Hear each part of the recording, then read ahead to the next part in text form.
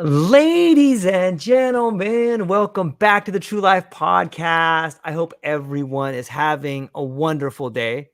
I hope it's awful, not in the negative sense, but awful, like full of awe in that something is about amazing to happen to you. I got a great show for you today. The one and only Barbora Pocuchova. And let me tell you a little bit about this incredible young individual here. An accomplished content strategist, ghostwriter with over 9 years of experience. Her journey has led her to leave a full-time job to pursue projects that align with her deepest passion, health and wellness. She's driven by the desire to empower purpose-driven entrepreneurs like you listening to this right now. She's going to help us understand how to elevate our online presence and our authority. Picture this: transforming thousands of lives, attracting and enrolling clients effortlessly, unleashing your boldest expression, and creating a thriving community based on shared values. In order to achieve this, you need a secret ingredient: clear, authentic, and deeply resonant content. And we're here with Barbora to understand a little bit how to make that happen, to understand this world that we live in and how to create great content. Barbora, thank you for being here today. How are you? Thank you. Thank you so much for the wonderful introduction, George. Lovely to be here. And I love this upbeat energy and looking forward to the conversation. Me too. It's such an interesting time to be alive. And with so many people, trying to find their purpose and become an authentic version of themselves. I was curious, can you give us a little background? Like, how did you find your purpose? And like, how did you really embrace your authentic nature? Yeah, that's a great question. And it was a very long journey that led me to where I am now. But I think it's always nice to look back at the moments and the dots, how they connected.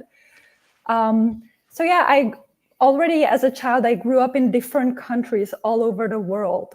So I didn't have like a lot of people who grow up in one country, a set identity, like a personality, community that they kind of establish during their lives. I was always changing after 4 years, change of location, change of personality, change of language. So it was kind of exciting and a little bit confusing as well. So that already during my childhood, I was already questioning, like, who am I? What am I doing here? Because it was obviously, the change was obviously bringing up new things. And I think then as also the planet started awakening, so I think it was 2012 where many people had these flashes and sudden like desires to discover more of like our true nature and who are we really.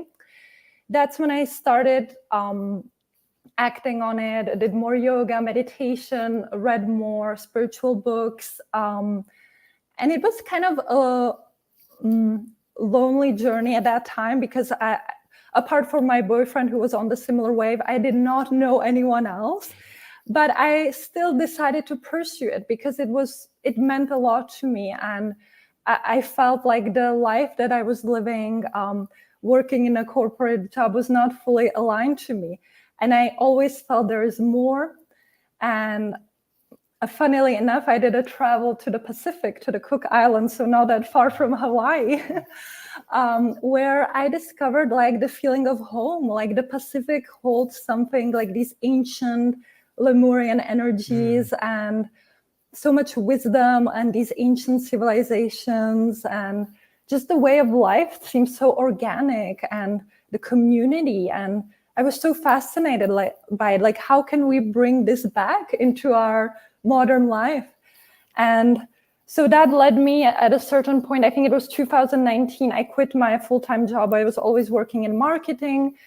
It was something that fulfilled me. I love creativity and communication, but wasn't very aligned with the system and the corporation. So I quit my job, did a world trip, went to India, did some yoga teacher trainings, went to Bali, to Australia, back to the Pacific. It always led me back there, and really started to go on this quest, asking the question every day when I was sitting in meditation, like, what is the purpose of me here? How can I help people also become their most truest, authentic selves? And that developed over the years into then in 2021, when I decided to start my own business, was to merge my skills, which was marketing, copywriting, with what I'm really interested in, which is health, wellness, empowerment, and authenticity. And how can I merge it so I can help people be in this place of empowerment, of authenticity, where they can just shine and let their words come through in a way that brings their ideal community and clients together. And wow, the last 2 years have been incredible. I've worked with a lot of amazing people, and I just love how this raising consciousness is coming through, and we're grounding it. We're grounding it as well into our everyday lives. That's really well said. It's always amazing to me to get to see people who are teaching their own lived experience. And it seems to me that you had a lot of courage to leave a place in which you were probably doing pretty well. Like you probably had a life that was kind of mapped out for you. But somehow you decided, you know what? It's not right. I got to do something bigger. Maybe you heard a calling, or maybe you felt like a presence, or maybe I'm wondering, before we start getting into some other things, can you explain to someone who may be on that path? Like maybe they're in a job right now that they kind of like, but it's not fulfilling for them. And they hear this siren sound calling them towards the rocks. Maybe you can explain what it's like to listen to that and then to take steps to follow it. Right. You describe it perfectly how it feels. And I think it aligns with so many people going through it right now. Yeah. There's this little voice that we have in our heads, and it depends on how loud it gets. Maybe it's just whispering in the beginning when, for example, you deliver an amazing project but don't get the recognition that you'd like to, or someone else gets a promotion. Instead, you would like to advance and grow and maybe make really a positive impact for the company. But somehow there are always these blockages, or the hierarchy doesn't let you. So I feel when we start listening to that voice from a whisper, and it gets louder and louder and louder until one day it's just unbearable, you're unable to get motivated to even start working. It's just like you don't have any more inspiration left. Then you realize there's something fundamentally wrong. And I feel when we're connected to ourselves, so that's when I started doing the practices. I feel that's so important that during this time, even a lot of people, they need to maintain the job, right, for practical purposes. So at least in this time, having your own spiritual practice, what helped me a lot was yoga, meditation, journaling, and writing down your feelings. How are you feeling? What is your vision? Like, what would you really love to do in the next years? Who would you like to help? What would you be doing if there wouldn't be any money in the world? Like, what would you love to do just for the sake of doing it? And the more we can get clear on that and listen also to that voice that is like, this is not aligned, we can start coming up with an action plan. So what I did is basically, after 2 years that I was hearing this voice and writing down what are my dreams, I was like, okay, I need to save some money, obviously, to make that a plan, to make that plan happen. And I need to also develop that inner confidence, courage, mindset, which will allow me to have a stable foundation. Because as you say, making that leap of faith requires an enormous amount of courage. And that can't happen overnight. So you need to prepare your foundation. You need to work on your mindset. You need to really become having this force that is like, this desire is so much bigger than the comfort and routine that I'm in. And then eventually you'll be able to break free and go on the path, knowing, also understanding, being really kind and compassionate to yourself, that it won't be perfect and you won't be confident from day one. That is going to develop over time. But just by walking the path, you'll get new signs, new mentors, people that will help you and propel you forward. So just having that trust is really important. That's really well said. I think it sets the, like, I'm beginning to see why you're so successful at what you do. Like anybody who's taken that path, you can begin to see the sparks or the embers that burn inside other people when you recognize it in yourself. And so it's no question to me why you can help people or founders with an authentic story. Or it sounds like when you meet people and you're working with people, you're really kind of coaxing the beauty out of them, like helping them to tell their own story. Is that what's going on there? Yes, yes, well said. Yeah, so we all have so much wisdom and life experience within ourselves, and it can be hard to recognize it from within without having an external mirror, right? Because we're always like in our thoughts, we're always doing, we don't take the time to reflect.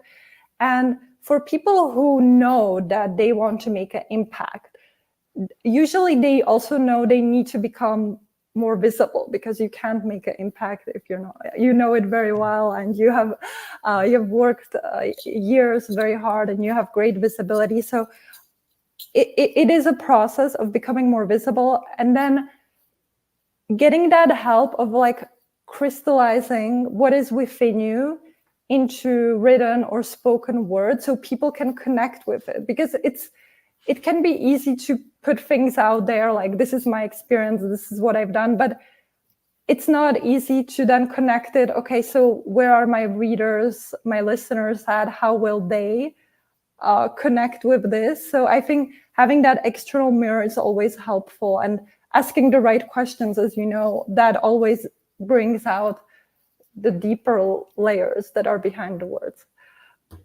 Yeah, there's something to be said about the language of vulnerability. And sometimes it's in a smile, sometimes it's in a sigh, sometimes it's in your hand, your head in your hand, and your hand on your knees, but there's so much language that comes from vulnerability and more than words. And maybe I'm willing to bet that your background and ability to speak so many different languages and being submerged in so many cultures as a young individual really helped you get to see expression and all these different nuances in the human language. Is that, like, maybe you could talk about that a little bit? Yeah, that's thanks for noticing that. Yeah. So, yeah, languages have been a huge part of my journey. I've lived in 8 different countries, so I speak 4, 5 languages. I don't even know now. Yeah, especially as a child, we learn languages we absorb it very quickly. So until the age of 12, you can basically learn a new language within a few months if you're in the right surroundings, in a school and supportive environment. And so I've learned English and French. So Czech is my native tongue, and then I learned English and French as the first and second language. That one pretty quickly. Then I speak also German and Italian. And it really is fascinating, because I don't know if you've noticed that in every language we take on a different role. We have a different personality. And also, if you live in that country, which I did, you understand deeper the culture, the history, why the people act as they're acting. And you can see the cultural differences. You might have a cultural shock because you're used to something that in that culture is normal and the other is not. So I think having that really develops that open mind, that curiosity. And in the end, what I was able to see is that we're all similar on a human level. We all have very similar emotions, needs, desires. It's just how it's expressed and how our temperament, our character is. And I think there's beauty in appreciating the differences and not judging them, but being open of this universal expression. Yeah. Being open to this universal expression, like that is clearly spoken by someone who understands multiple languages. Like I admire the point of view. I can speak Spanish and English. However, I'm not able to think in that language. I always have to translate and then speak it back, And so, do you dream in multiple languages? Like when you're I think it's mostly, so I see English almost as my mother tongue because I grew up in New York very young. But I think it would be either English or Czech. Yeah. When taking on different projects from different clients, do you find what are some similarities and differences? Is it like a humanitarian message that people are trying to get across through communication? Or do you find that like in the English culture, people are trying to see things from a different point of view versus an Italian person trying to see from a different point of view? Or how do you manage the different perspectives when taking on different clients? Yeah, great question. I have to say that I mostly work with English-speaking clients. Right. It just developed that way. So most of my clients are in the US, in the UK, Australia. Some are in France, Italy. And it's definitely interesting. I've always loved observing how every culture works, like what is their working style, thinking process. And what I really appreciate, for example, about the American culture, that's why now I'm also in the US for travels and work. I really love the positive action-taking approach. So when someone says they want to do something, most of the time they're going to do it. So it's like they're committed to their words, and it's like a quick, fast action. And I love this mentality. It's very positive. It's like this building and creating. So I think that's why I tend to work really mostly with English-speaking clients.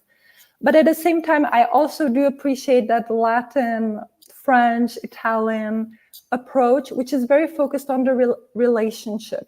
So there's this long process of relationship building, trust building before you get to work with someone. Usually you go out also for dinner, or you just know the other person really well before working. And I really like that focus on the relationship as well, but it should not hinder also the progress and the growth. So I think finding that balance, relationships and business and growth merged together would be an optimal balance, obviously. I love it. It's fascinating to just sit for a moment with the idea that is the relationship between words and actions. And it's interesting to get to hear your point of view from someone who has seen, lived in, and speaks and been part of multiple cultures. It gives you a unique perspective.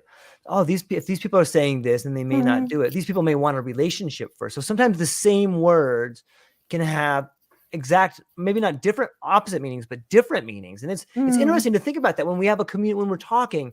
So many people talk past each other without defining their terms, especially when you're translating that into actions.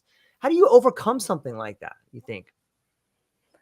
Yeah, that's where this cultural understanding and observance is really important. Having empathy for the culture. It can be frustrating in the beginning, especially after you overcome that honeymoon phase when you're on vacation, everything seems so perfect and you love it. But then there can be this friction that happens.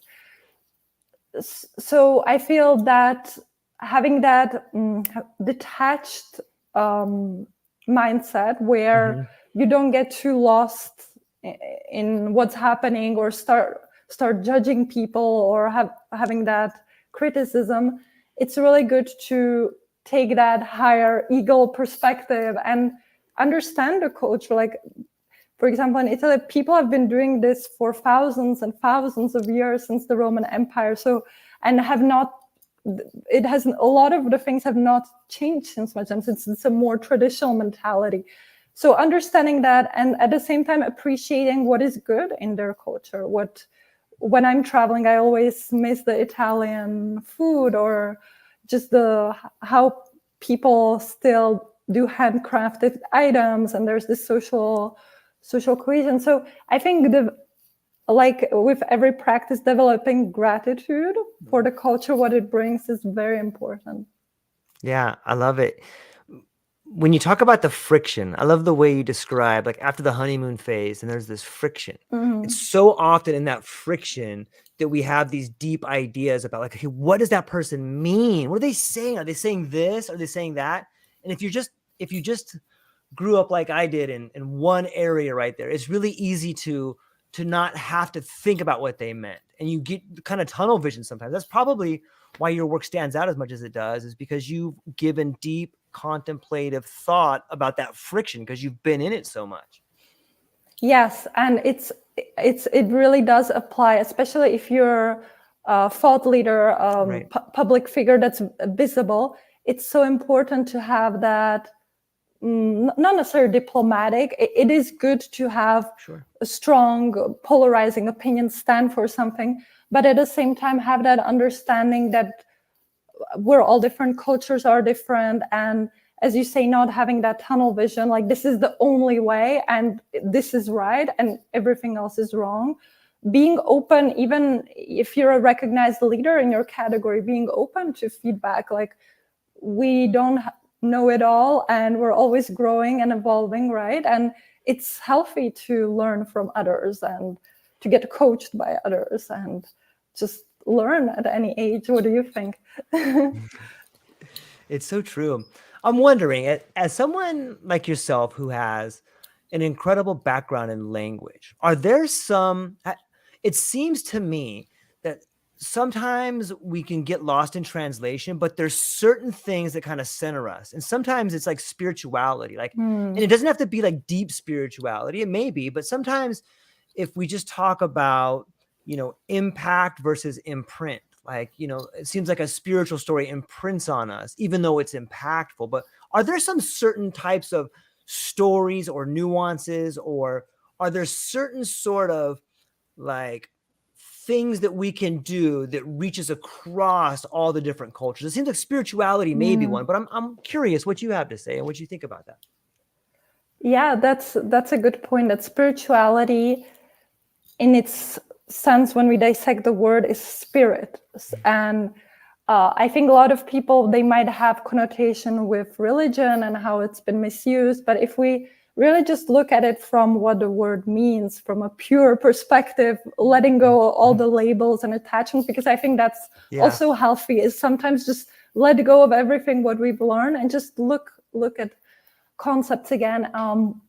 Spirit is that oneness and recognizing that we all come from the same thread, from the same material, and we're all unique expressions of the one whole. And I feel embracing this perspective will also allow us to be more genuine and authentic, because there's certainly a force that connects us. But in order to be connected to their it's kind of like a two-way relationship. In order to be connected to their force fully, we need to blossom first ourselves, connect to ourselves, because we're not going to able to find as much connection also with each other in relationships if we're hiding behind a mask, if we're conforming to some standards, right? So we need to let go kind of that facade and embrace that uniqueness, which will lead to oneness eventually. I love it. It's interesting to think about the cultural threads in writing or crafting transformative language. How do you help like a founder like create their authenticity? Like, what's that process look like? Like, let's say you meet someone that comes to you and they're like, listen, we want to craft our story. Here's what we've been going through. Like, what does that process look like? Do you guys strike up a relationship? Do you write stuff together? Do you sit down and have some coffee? Do you go on a trip together? Like, how do you figure out like, what is this founder trying to say? Yeah, going on a trip together sounds like a great idea. I'd have to implement it in 2024 since now everybody is doing in-person events and retreats. So I think that's a great way to connect. Right. And yeah, hopefully we'll have more of that. But in the meantime, how it works is I usually already tend to work with people who at least have started exploring their authenticity, because it's hard for me to attract people as we were saying, words are vibration, and you kind of attract people who need your help, who want to come to you. So at least they want to be more authentic, or they've started exploring their authenticity. So I act kind of as a container, as like a hollow mirror, and everything is about them. So we're just focusing on them and asking deeper questions about their story, their founder story, what led them to start their business, what is their biggest passion, their vision, what obstacles have they overcome on the way, and how are they passionate about making an impact, and what message do they want to come across? How is their audience? Really getting to know the audience on a deeper level, because otherwise the message then falls flat if there's no one who listens to it. So getting really deep into this, everything is recorded, obviously. So then I have material to work with. And based on their language, their insights, I can then start writing content for them in their language. And yeah, that's how we grow. That's how then content is published online, engagement is done. And we've seen some incredible results where, because people, when they get help like this, they're motivated more sharing their story. And maybe saying something that otherwise they would be like, oh, this is too much. Like, I'm a bit too afraid to share. Like, what will people think? So I kind of help them like have more of that courage. Like, what is it that people really need to hear? And that's usually the thing that will make the most impact. So one of my clients, for example, she was dealing with PTSD, which is kind of a complex issue and quite vulnerable topic, and not easy to also message across in a way. But at the end, we've come so far that she was openly able to share how her childhood has been, what happened to her, how she overcame it, and now how she helps other people. And just having that level of vulnerability creates so much more trust and credibility, because people see, oh, you're embodied, you've been through that, you know what you're talking about. And that's the beauty of it, is when you can really share your journey from this authentic place. I love it. Yeah, it seems to me that on some level, advertising used to be this way in which we showed a glossy picture of ourselves, or this idealistic life of like, here's me and my 2.5 kids, and here's this idea.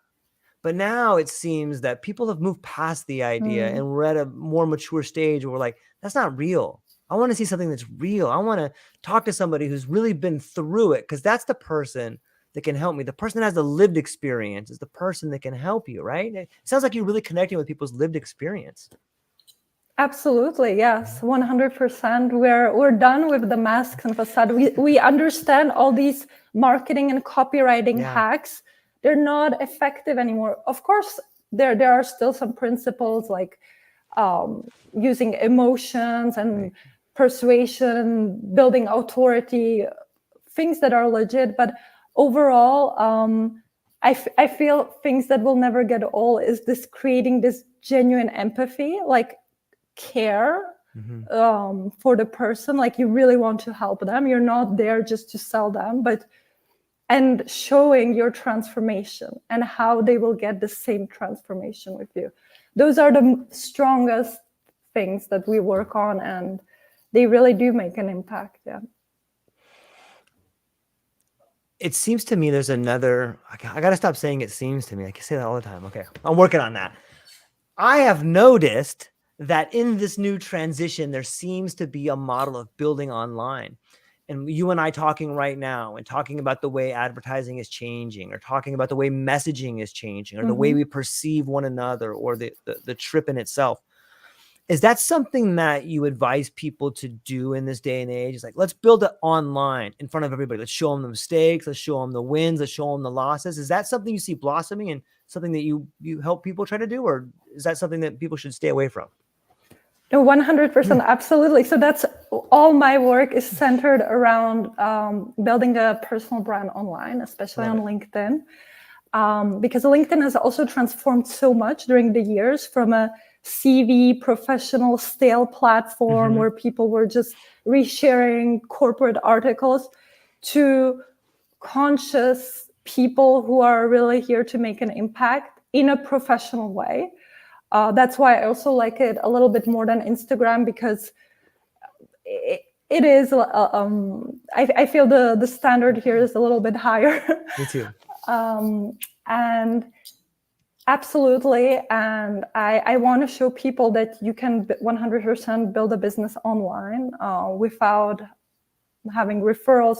Obviously, it's nice having referrals and a network, but you can also do it through content and through sharing your journey, through building authority, why you are the person to help these people that you want to help, and just being a nice person and building relationships, not just expecting, okay, everybody's going to come to me.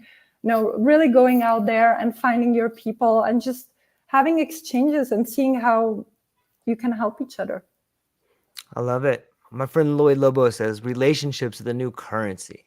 And it sounds to me when you're building online and making these connections, it's so meta in some ways, because you can really see yourself as someone else. Like, oh, this person was at this stage when they did that. Okay, I'm at this stage. Oh, look at this person is at a similar stage. In some ways, you get a really interesting glimpse of different versions of you with a similar idea, trying to build stuff. It's so helpful to get to see it in that many dimensions, right?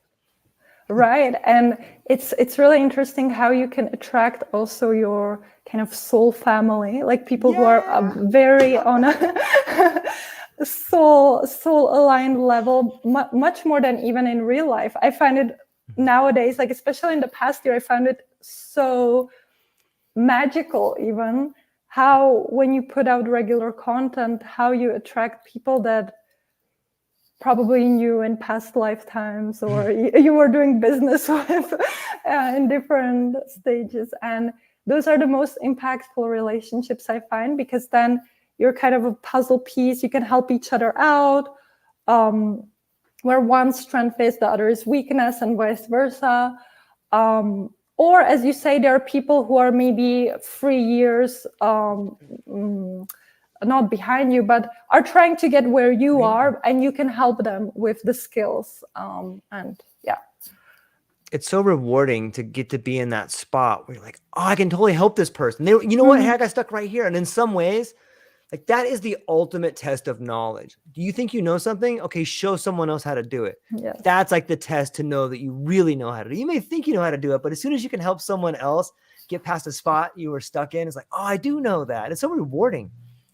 Yes. And that's where the coaching comes in. And I love it, because you can get coaching for yourself, but then being able also to coach others people. And as you say, it is really a skill, because intuitively we might know something, we've been through it, we know how to help ourselves, but that doesn't necessarily mean that you're able to do it on others, right? So that's something that you need to hone and you need to constantly perfect. But the more you do it, it's like it is there. Like if it's already within you, it means like that's your treasure that you should be sharing. I love that definition of treasure. What about, how do you balance passion and strategy? Those are two things that are kind of interesting, but I don't know how, like they have kind of different connotations sometimes. How would you balance passion and strategy? Yeah, that's a good mix always to look toward to, because sometimes it can be too easy to sway on one side of the spectrum. Especially, for example, as business owners, very like in the rational mind, right? Like growing and just trying to have a bigger business. We can focus too much on the strategy part. But then when we realize, okay, like we're really depleting our energy just by always being in that linear, rational brain, that's when you kind of realize, okay, I need to connect back to that inner spark, to that passion, what brings me, why did I even start this business in the first place? I feel so many business owners then come to a stage where they need to reconnect with their vision, with what even led me to start this business. And that's when you start again re-exploring your passion and maybe slowing down even, becoming more embodied. So listening to your body when it's time to rest, when it's time to work. And that when you become more embodied, you feel more of this creative energy, of that passion coming through, because now your body is in sync with the natural rhythm of life, and you can reconnect to your passion. Once you reconnect to your passion and you hear all these downloads coming in, then you can translate them outwardly into content, into podcasts, whatever your channel is. And still having that strategical structure that you build in the first place. So knowing the frameworks, knowing the things that will make you grow, integrating these two into one whole, that's where the magic happens, because you're neither on one side or the other, you're integrated. Yeah, that's well said. It's such an amazing time to be alive, where especially LinkedIn and some other communities out there, where you can have a strategy and then be inspired by someone who's passionate. Sometimes you get to link up with each other, and passion finds strategy, or you can find strategy in passion, or passion in strategy. And it really is an amazing time. And I'm of the opinion that we are on the cusp of fundamentally changing the way we model reality, whether it's in business or relationships. And I'm so thankful for that. What do you see happening? Like with some of the changes happening in your life, and you see on LinkedIn the people you're helping, how do you, like, when you speculate on what the future may hold, like what do you think of when you think of the future? Yeah, that's a question that comes up very often, right? Because we're kind of visionaries. Yeah. We're looking to create new realities, and that's something that doesn't manifest and happen as quickly as we'd like to, even though our inner reality might be suggesting something different. But as you know, the outer reality takes time to catch up. But even though now things are speeding up, and as we enter 2024, I feel we're going to ground down a lot of the things that we've been talking about or feeling energetically in the past years. All these shifts that have been happening, we're going to be able to ground them and finally create new ways, new realities, new ways of living, of operating. And it's already happening. Even this year, I felt like it was such a difficult year for many people in terms of their business or personal lives. And we had to find new coping strategies. We realized, like, the way how we did it in the past, it's just not working anymore. It's like we were kind of forced to be innovative and experiment and see what's working. What I've seen work very well is people coming together and just brainstorming new ways of working together, of, as we said before, this is your strength, this is my strength. How can we benefit both of each other, and how can we benefit the whole? So creating experiences like this, speaking, podcasts, and ultimately then bring them also into real life. I see so many people now organizing retreats and in-person experiences, and new systems also for agriculture, for doing business, exchanging value, not necessarily on a monetary basis, but alternative ways. So what I feel will be really important in this shift is, as we were talking about, that integration. So being really integrated, so listening to bringing down the new consciousness, the new energy that is coming in, and speaking it out. That's why the written or spoken word will become so important, because we are speaking the new realities into existence. As you know, it's first the energy. The energy creates the thought. When we can hear the thought, we can translate it into words. And when millions of people will be hearing these words that we're all now creating, the words will then solidify into actions. So I think that's what's going to happen then in the next years. I love it. It's a beautiful thing to think about, the way we can translate vision into reality. It's interesting. From where I sit, there's like this beautiful light that shines in right behind you through this window. It's kind of coming down right there. It's like Yes. it's so perfect. I'm like, oh, it's cool to think and look at. What about you have a lot of cool things that I was reading in your bio, but one of them that really grabbed me was this Gandhi's gentle impact. He has this quote that says, "In a gentle way, you can shake the world." And I'm curious, like maybe you could speak to how that resonates in your philosophy. Like, what does that quote mean to you, and how do you embody it? Oh, I love this question, and I love that you went on the bottom of the website. So great observation. Yeah, so what I really love about this quote and in general about Mahatma Gandhi is that the revolution is peaceful. There's no need for violence or taking over, or a lot of the movements that we see now in the world where people are angry and going to the streets protesting. I never really resonated with that because I think Albert Einstein says you cannot solve the problem with the same level of the consciousness. You need to raise higher. And that's what I feel a lot of us have been doing in the past years, is going inward and working on dealing with all these shadows and transmuting them and just becoming more integrated whole beings. So when we then come together, the revolution is peaceful. But this new energy that we're bringing, it kind of shakes up the system in a gentle way. As you see the light, for example, it's like a glitch. It's a glitch in the matrix, right? So the more of us we can bring this new light, and even I see it on LinkedIn, the more authentic we can be on LinkedIn and share our real selves, it's like a glitch in the system, because 95% share this business as usual, right? But when you can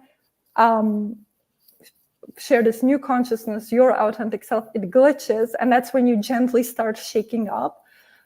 You even shake up those people who are not even awake, because at least they start realizing, oh, there's something new. And those who are already awake, they will see as an inspiration, how can I become more like that? How can I become more authentic?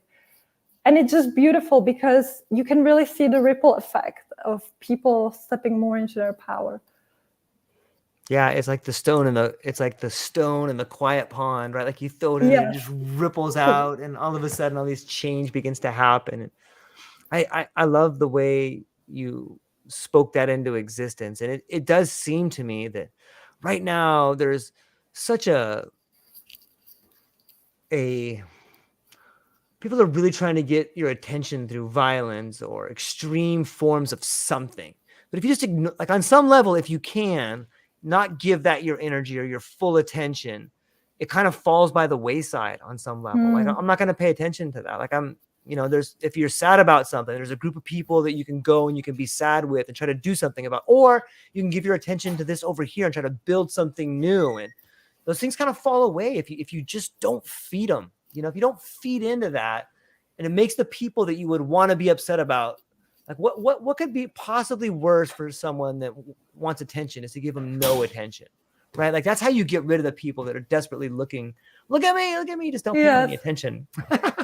100%, you described it perfectly. It's how we direct our energy. And in order to this to happen, we need to have awareness. So awareness that we're leaking our energy and dispersing it in all the wrong spots, which ultimately is a sign of kind of still that victim consciousness. Like this is happening to me. They are feeding me with this and I have no other choice, which is not true. It's the same like you go to a bar, you can choose not to drink alcohol. Even if 99% of the people are drinking, you can still have a juice or something. So you have that choice. And I think when you realize you have that awareness, just changes your reality. That's a great analogy, because you can look around and be like, these people are acting like knuckleheads all around me. I don't have to act like that, And you can still find an awesome conversation. You can still do everything you could in that bar without being all sideways. I'm not saying people can't celebrate, have a good time, do what you got to do. But, like just look around your environment and ask yourself, do you really want to be this person? Do you want to be that person? What kind of person do you want to be? Because you do have that choice. You have that agency now more than ever. And you can really stand out by being authentic and doing something different, and people will notice. And maybe that's what we're here to do. Maybe being healthy and conscious contributors to a better planet is contagious. And the more that you do it, the more that I do it, the more people notice it, the more they want to do it, right? Absolutely. It's like a domino effect. And we need to realize that we have more power, we can inspire others more than we think, simply just by being ourselves. We don't need to tell them what to do or give them advice. We can just be ourselves. And already that presence, I know that I've been inspired by many people on the path, and I had many teachers just by being in their energy and just looking how they live life or how they do business. Just that inspired me alone. So yeah, just being that example, and living with as much harmony as we can with nature, with each other. It doesn't have to be complicated, right? It's just going back to the essence. Yeah, I like that. You had mentioned Gandhi being an influence for you and a teacher for you in some of his words. Who were some other people with whom your story resonates and that maybe you have read or looked up to, or whose philosophies that you kind of turn to in times of despair? Beautiful question. I think definitely Buddha was one of my biggest inspirations, because I never resonated with any religion like Christianity or anything else that was out there. I felt it was just too much giving the power outside. Whereas with Buddhism, even if it is something that's a little bit more mainstream and a lot of people follow it, it does not necessarily mean that it's bad. And when I started reading the scriptures and understanding the philosophies, I loved that it's an internal practice, that all the answers are within. Everything that you seek is seeking you. I love it. And I just love how serene, sometimes it's just the feeling, how serene and peaceful it is. I traveled also then to Sri Lanka and India. And even though now the cultures, they have been westernized, but if you go to that like original blueprint of their culture, it's just like so harmonious. And yeah, I love that the Westerners are picking up on that, and it's becoming more and more here. Yeah, I like the way you said the blueprint. Like in some ways, I think the more we learn, the more you can understand your own internal blueprint and like, oh, this is what I'm supposed to be doing, and kind of feeds off of you. You start getting that feeling like, this is what I'm supposed to be doing, and you find that thing and it resonates with you. And just the metaphor of a blueprint is a really good one. I have to start using that. Yeah, exactly. Because the blueprints there, we don't need to reinvent the wheel. We don't need to, find some innovative breakthrough solutions. The ancient wisdom is already here for us. We just need to reconnect back to it. And that's why I love, even like in countries like India, another impactful teacher was for me. I don't know if you heard about Goenka. I don't know. He's the founder of the Vipassana meditation. I've heard of it. Okay. And yeah, again, that's a very internal process, about very subtle also of mindful breathing. And usually I went on a retreat, like a 10-day silent meditation retreat, where that's a very unique experience. I'd recommend everybody to try that out, because we're used to this constant stimulation, right? And always doing. Whereas if you don't engage with anyone, you don't have your phone, you're fully internal for 10 days meditating. It's quite an intense experience, but there you realize like how much of the wisdom, this ancient wisdom, you already have these blueprints within. We are coded with it. We just need to reconnect back to it. That's great advice. Is that something that when you're working with people in the field, whether you're helping them co-found a story, or whether you're ghostwriting a book, or whether you're just sitting with a friend, is that like some advice that you normally give to people? Yes, if they're ready for it, if they're Yeah. because people need to be open to it, and otherwise it can be a well-meant tip, but it will probably fall flat. So if I feel like someone really wants to dive more into this reflective, meditative way of doing business, I always recommend that 100%. So starting with a morning routine and doing meditation, journaling, being also taking time for deep thinking in your business, carving out, for example, a Sunday where you just go to nature, switch off, and instead of you strategizing, letting the vision flow through you. Because ultimately, if you're operating at such a level, we're bringing through something that is higher than us, that was meant to come through. So just listening to it, because then it will just come through with more ease and flow. You won't have to sit at a desk for 10 hours writing a business plan. It will just flow through you. So yes, that's something I really do recommend people. And it's beautiful when we start seeing the results happening and manifesting. Yeah, it reminds me of sometimes there's a mantra that I say, right? I think it was forgot where I read it. However, it's this too shall pass. And it's powerful on both sides, right? Because if you find yourself in a traumatic experience, you can say to yourself, this too shall pass. But if you find yourself in the arms of your loved one, this too shall pass. You know, it's like this double-edged sword, but it's one that I find myself gravitating towards throughout life, just to help center me or bring me back to the moment and things like that. What about, is there something like that you kind of hold to your heart that you could give to the audience that you use in times of trouble, or times of passion, or times of love, or times of scared, or what do you turn to when you find yourself looking for inner wisdom? Yeah, I deeply resonate with what you said. Yeah. This too shall pass.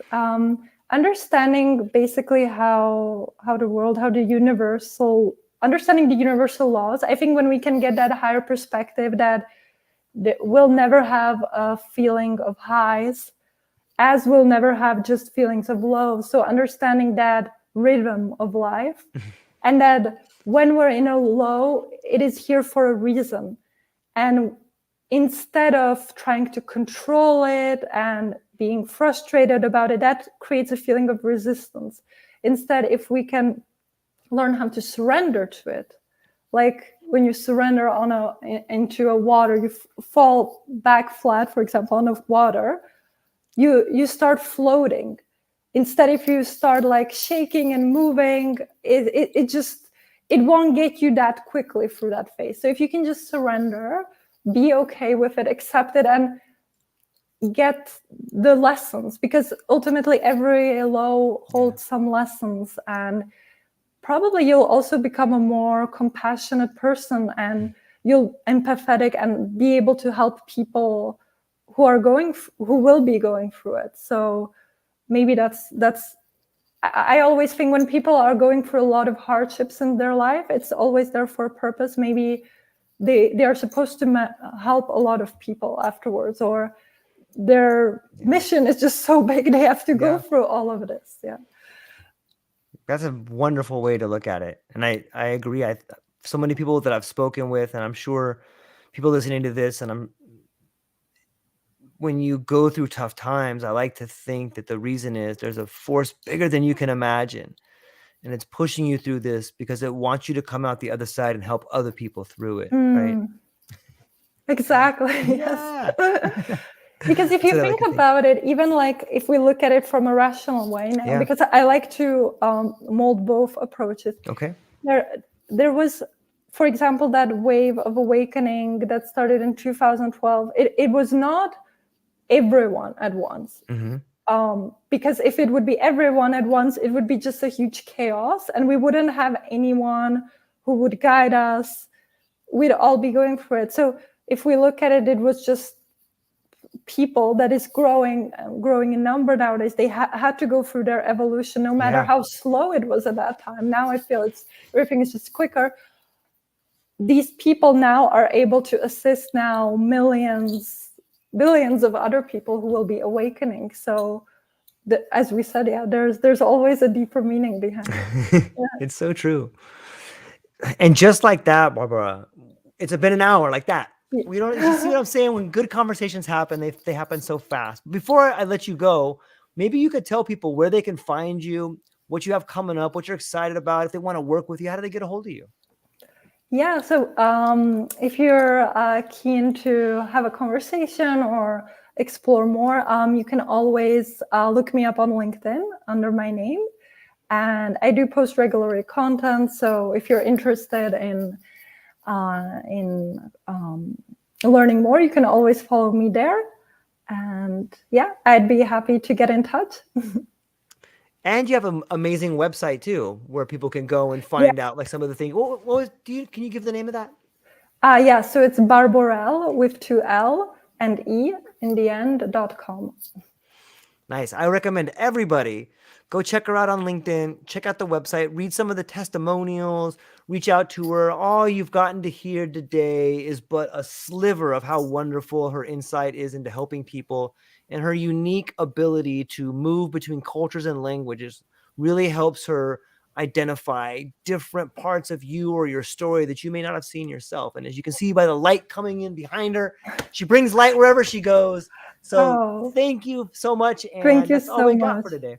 You've been so kind. I really enjoyed this conversation, and thanks for sharing your light and your positive energy from Hawaii. We can definitely feel it. And yeah, thank you again for the invitation. Of course. We'll hang on briefly afterwards. I'm going to hang out with our friends, but I got to share some stuff with you afterwards. Ladies and gentlemen, that's all we got for today. I hope you go down and check out the show notes. I hope you have a wonderful day, and I hope you take some time to do some quiet reflection and realize how amazing you are. That's all we got. Aloha. Aloha.